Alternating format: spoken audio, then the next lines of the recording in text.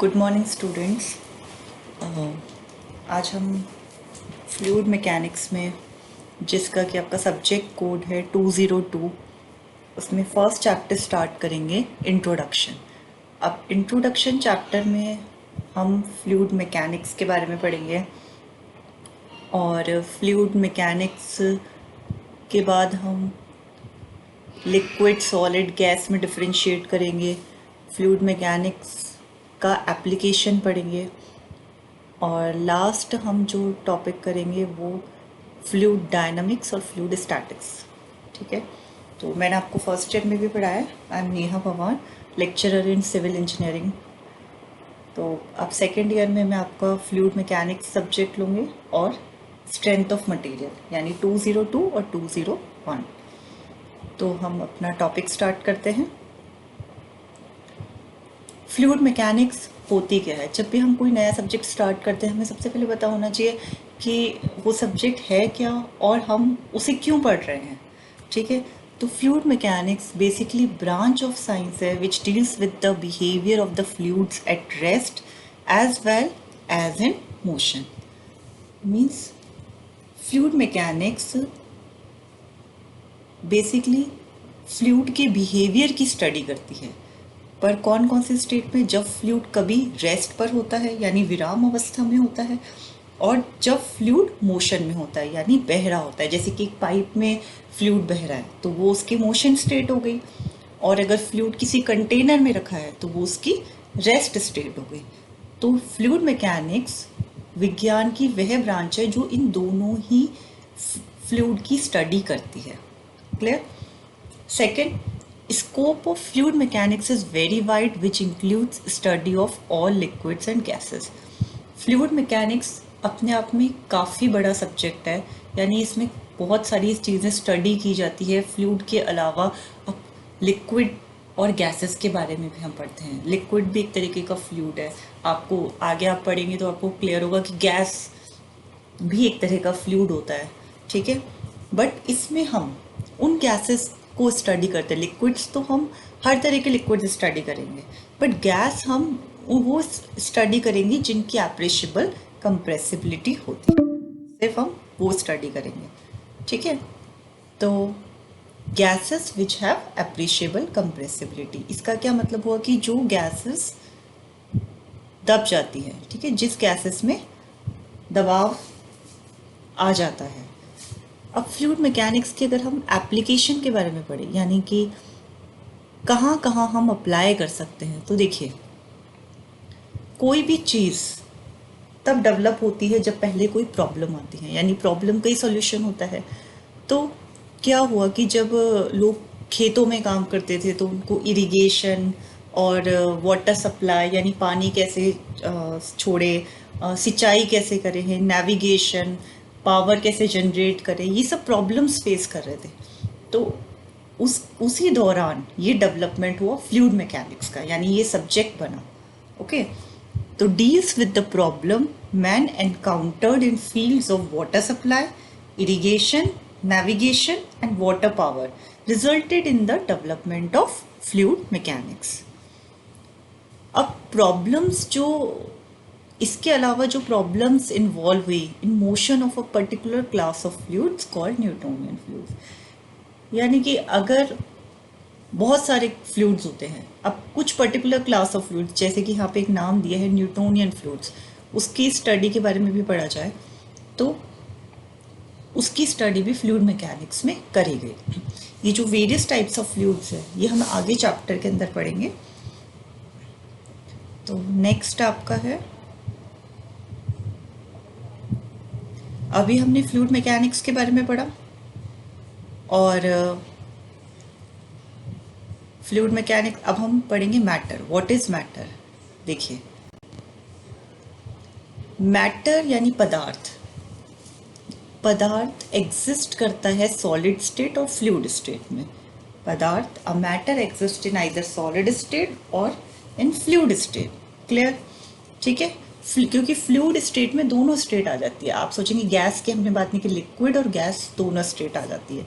ठीक है, तो कोई भी पदार्थ इन दो फॉर्म में एग्जिस्ट करता है।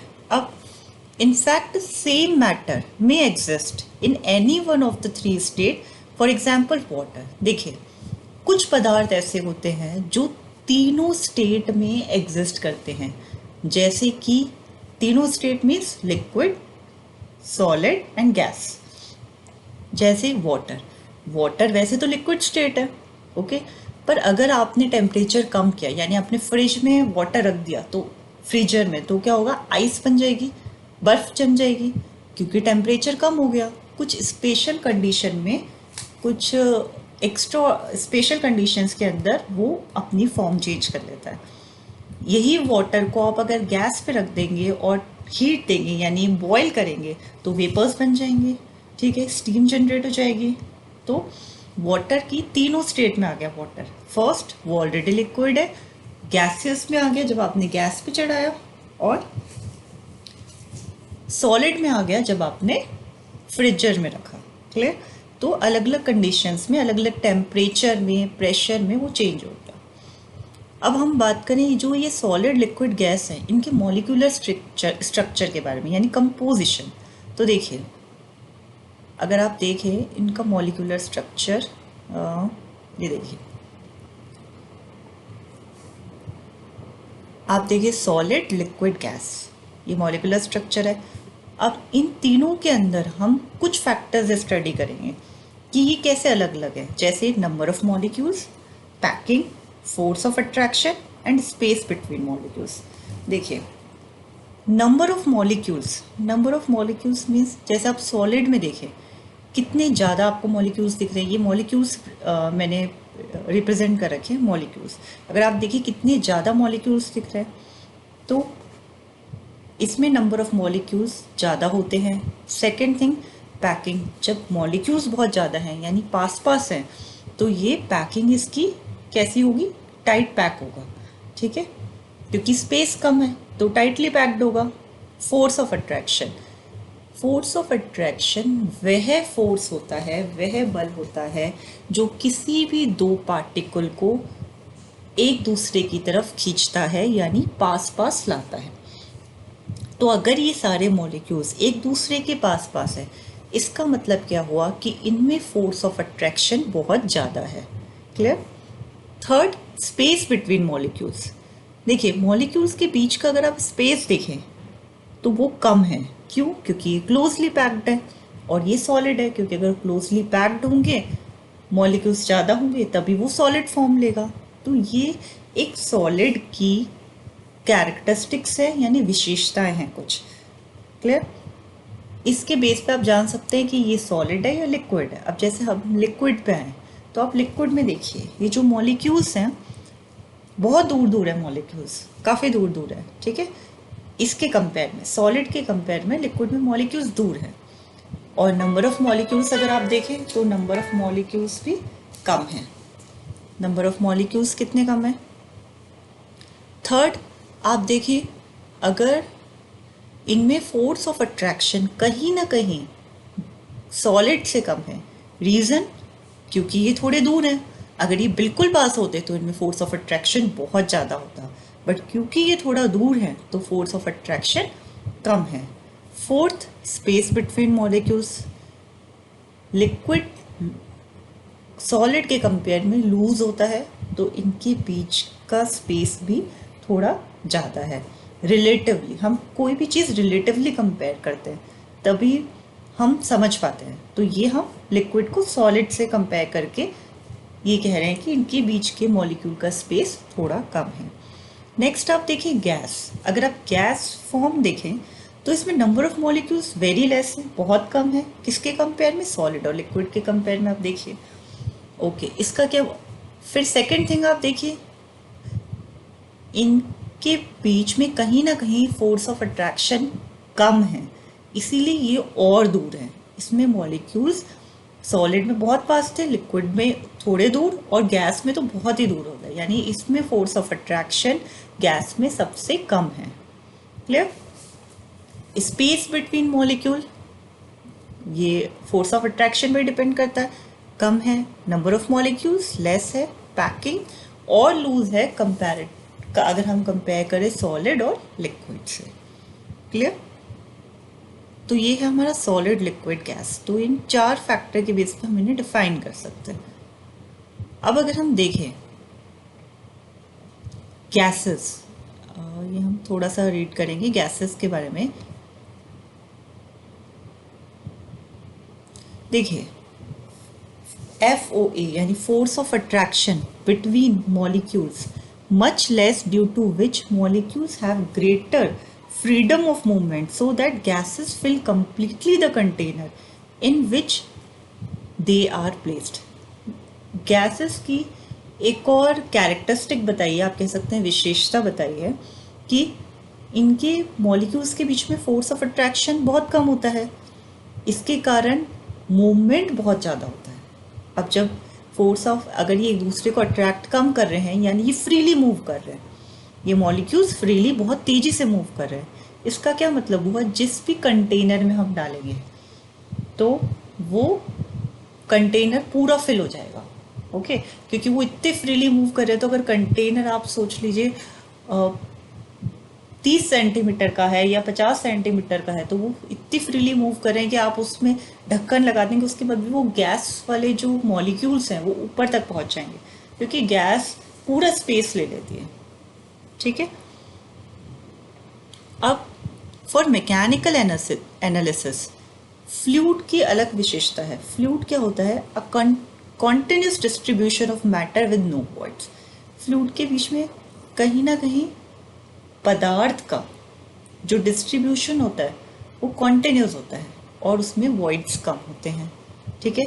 इंजीनियरिंग प्रॉब्लम के अंदर हम देखें, large number of molecules and distance between them are small. यानी जब हम इंजीनियरिंग में कंसीडर करते हैं, सिविल इंजीनियरिंग में या और इंजीनियरिंग प्रॉब्लम्स में, तो हम फ्लूइड को मानते हैं कि उसमें बहुत सारे मॉलिक्यूल्स हैं और उनके बीच में, मॉलिक्यूल्स के बीच में जो दूरी है वो बहुत कम है। ठीक है। अब ये बहुत कम बोला है तो ये सॉलिड नहीं है, ये कंपैरेटिवली ही बात होती है हमेशा। ठीक है। अब नेक्स्ट है फ्लूइड और सॉलिड की हम कंटिन्यूशन में बात कर रहे हैं, क्योंकि अब इसमें हम इन दोनों के बीच में डिफरेंस पढ़ेंगे। अगर इनकी एबिलिटी देखी जाए कि एक्सटर्नल फोर्स को कितना रेजिस्ट कर सकते हैं, मीन्स बाहरी बल को कितना रेजिस्ट कर सकते हैं फ्लूइड और सॉलिड। देखिए हर की कैपेसिटी अलग होती है। जैसे अगर हम देखें कि एक स्टूडेंट की ताकत दूसरे स्टूडेंट की ताकत से डिफरेंट होती है, वैसे ही ये फ्लूइड और सॉलिड, इनकी भी अपना अपना रेजिस्टेंस है किसी भी बल को सहने का। जैसे जो फ्लूइड होते हैं, फर्स्ट पॉइंट हम डिस्कस करते हैं, fluid has no tensile strength और वेरी लिटल।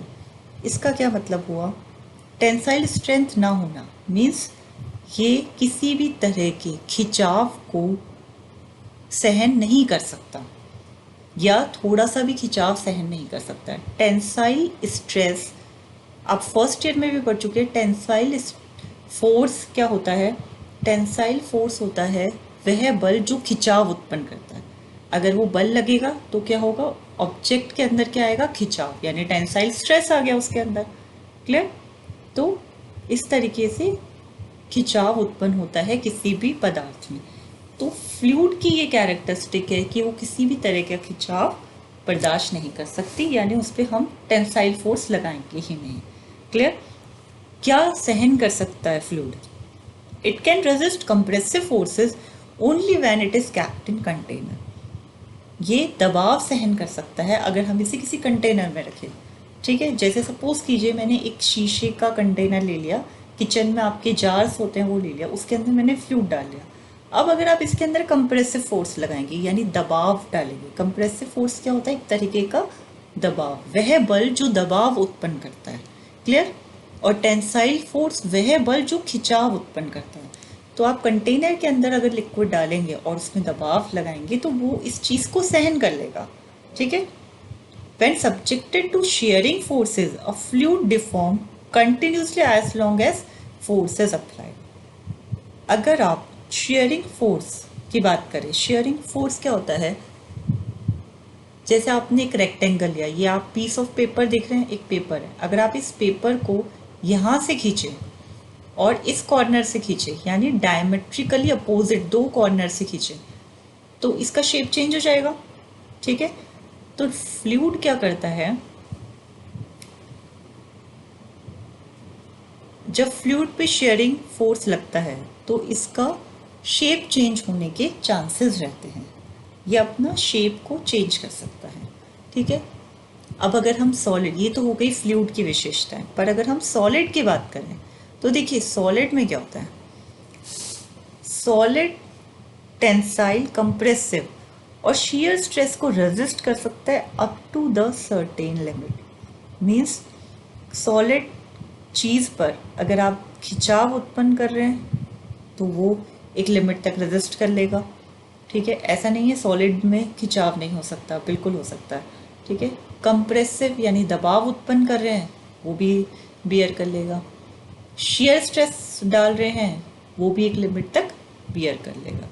तो ये होता है, ये है कुछ सॉलिड की कैरेक्टरिस्टिक कि फ्लूइड और सॉलिड दोनों अलग अलग किस तरीके से अपने बाहरी बल को सहन कर सकते हैं।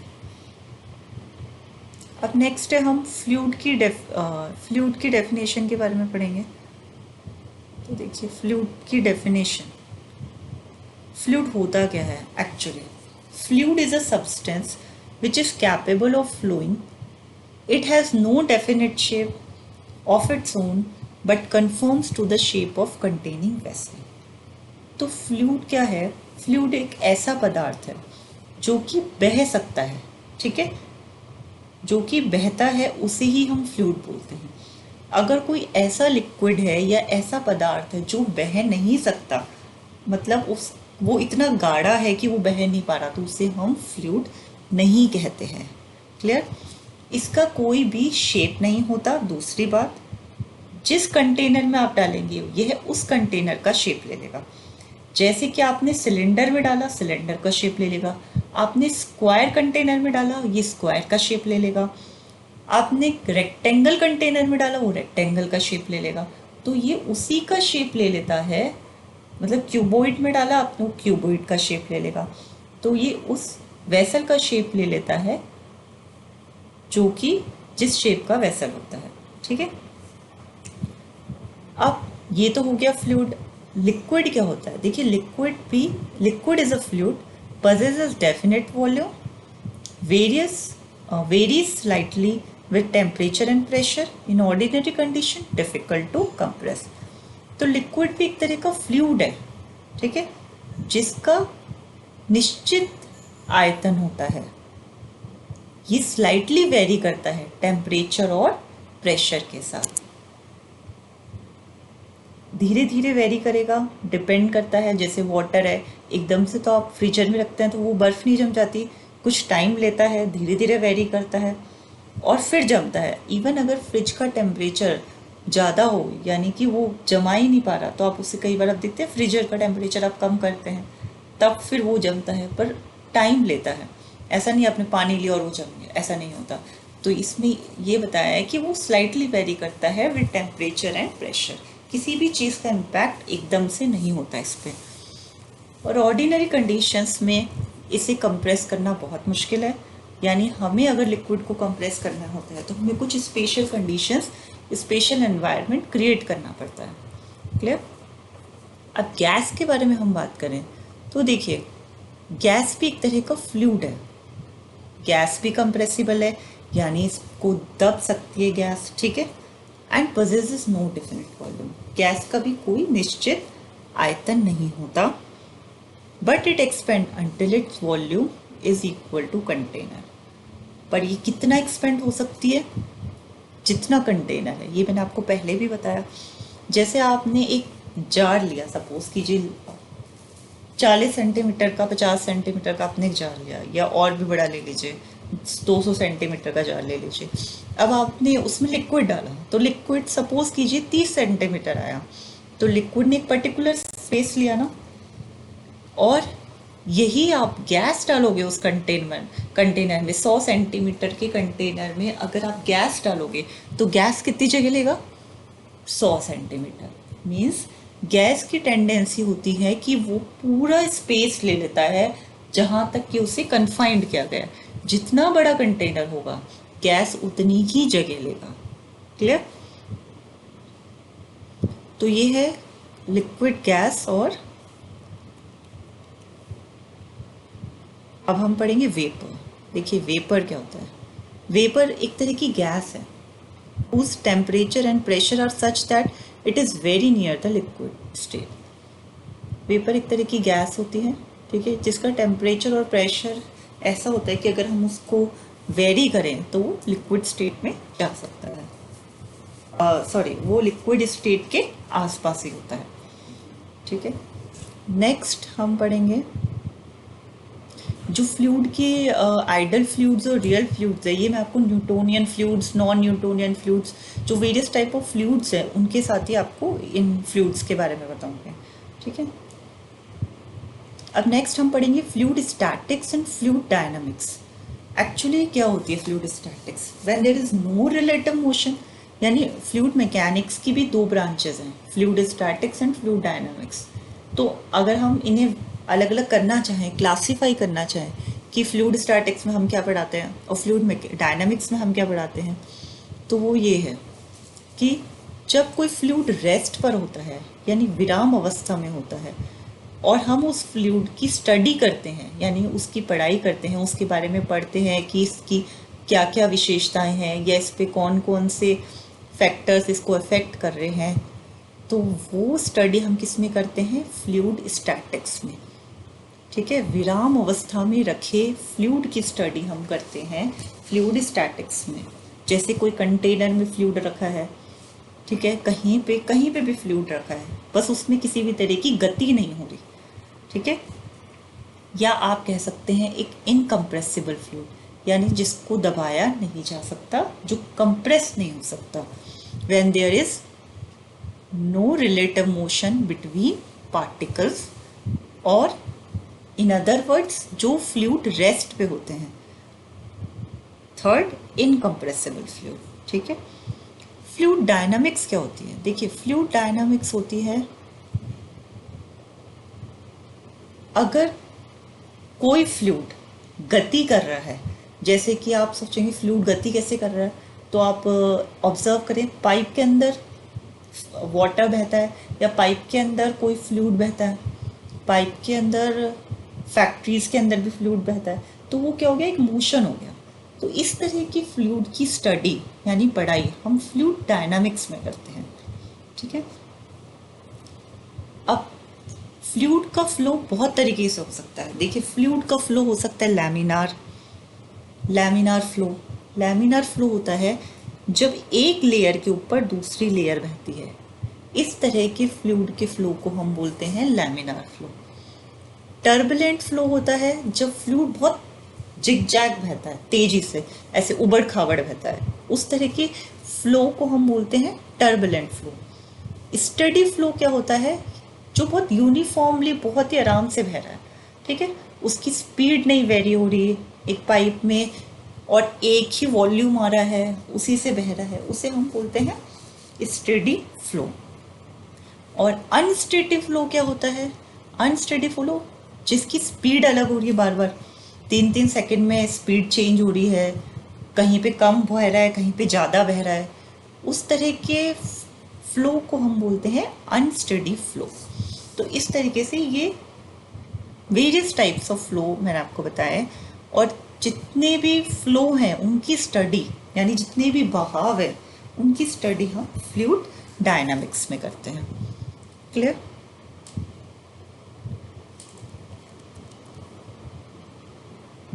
अब नेक्स्ट है आपका ये असाइनमेंट। देखिए आपका जो असाइनमेंट है फ्लूइड मैकेनिक्स का, दिस इज असाइनमेंट 1। इसमें मैंने आपको 3 क्वेश्चन दिए हैं, ठीक है, और ये क्वेश्चंस जो हैं इनके आंसर्स मैं ऑलरेडी अपने लेक्चर में कवर कर चुकी हूँ। आप इनका आंसर दिए, आंसर देने के लिए आप बुक भी अपनी कंसल्ट कर सकते हैं। आप अपने, आपके पास जो भी बुक है वो आप देखिए और उससे आप कंसल्ट करिए, उसके अंदर लिख उस और मैटर जो है देख के और इनके आंसर्स दीजिए, ठीक है। और अगर आपको कोई डाउट हो तो आप व्हाट्सएप ग्रुप में पूछ सकते हैं मुझसे। मैं व्हाट्सएप ग्रुप में अपना मेल आईडी सेंड कर दूँगी जिसमें कि आपको ये सारे अपने असाइनमेंट भेजने हैं। जब भी आपकी क्लास हो आप असाइनमेंट भेजेंगे तो मैं वो आपको सेंड कर दूँगी। सेकेंड थिंग जो है वो है, ये ट्यूटोरियल 1 है आपका, ठीक है। चैप्टर वाइज ट्यूटोरियल चलेंगे हमारे फ्लूइड मैकेनिक्स में। ट्यूटोरियल 1 में ये क्वेश्चंस आपको करने हैं। असाइनमेंट 1, ट्यूटोरियल 1 के अंदर और भी असाइनमेंट इंक्लूड होंगे, जैसे कि असाइनमेंट 1, 2, 3, आपके जो भी चैप्टर जब तक चलेगा तब तक उसके असाइनमेंट इसी ट्यूटोरियल 1 में इंक्लूड होंगे।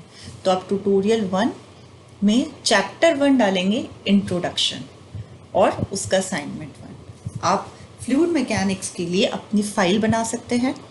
फाइल बनाइए, आप चाहे तो पेजेस लगा के फाइल बना लीजिए, या फिर आप रजिस्टर बना लीजिए, जो आपके पास है वैसे आप बना लीजिए, कोई दिक्कत नहीं है। बस ये है कि आप रफ काम मुझे सबमिट नहीं करेंगे। अगर एक ने हैंड असाइनमेंट बनाया और नीचे आपने 2 जनों ने नाम चेंज करके भेज दिए, वो भी एक्सेप्टेबल नहीं होगा, क्योंकि हैंड राइटिंग सेम है। तो आपकी इस तरह के जो भी असाइनमेंट मेरे पास आएंगे वो सब रिजेक्ट हो जाएंगे। आपको अपनी इच्छा से जो लिखना है लिख के आप मुझे सेंड कर सकते हैं, ठीक है। कॉपी पेस्ट नहीं होगा, क्योंकि कॉपी पेस्ट होते ही वो रिजेक्ट हो जाएंगे। और ये आप बिल्कुल फेयर वर्क कीजिए, क्योंकि ये जैसे ही आपके कॉलेज खुलेंगे तब मैं ये फाइल्स आपकी उन पे भी चेक करूँगी, वो साइन करूँगी, ठीक है। तब तक हम PDF सबमिट कर रहे हैं। तो ये आपका एक तरीके से क्लासरूम ही है, तो क्लासरूम के अकॉर्डिंग काम कीजिए। इसे बिल्कुल भी रफ मत देखिए, क्योंकि आप ये सोचे आपकी क्लासेस शुरू हो चुकी हैं। अब जब क्लासेस स्टार्ट हो चुकी हैं तो आप काम कैसे करेंगे, इस तरीके से, ठीक है। तो आप बिल्कुल फेयरली इसको काम कीजिए और अपने असाइनमेंट टाइम लिमिट में सबमिट करा दीजिए। आपको अपना असाइनमेंट नेक्स्ट लेक्चर से पहले मुझे सबमिट कराना है, और आप असाइनमेंट सबमिट कराएंगे तभी आपकी इस लेक्चर की अटेंडेंस लगेगी। अटेंडेंस इम्पॉर्टेंट है, ये सारी अटेंडेंस आपकी इस सेशन में कंसीडर होंगी।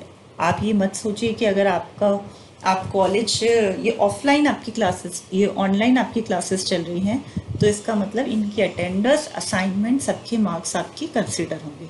तो बिल्कुल सीरियसली इनको पढ़िए, और कोई भी आपको किसी भी तरह की प्रॉब्लम, डाउट कुछ भी हो तो आपके व्हाट्सएप ग्रुप बने हुए हैं, जैसे कि MA लेटेस्ट आपका व्हाट्सएप ग्रुप है, उसमें आप पूछ सकते हैं जो भी आपको डाउट हो। Okay, thank you.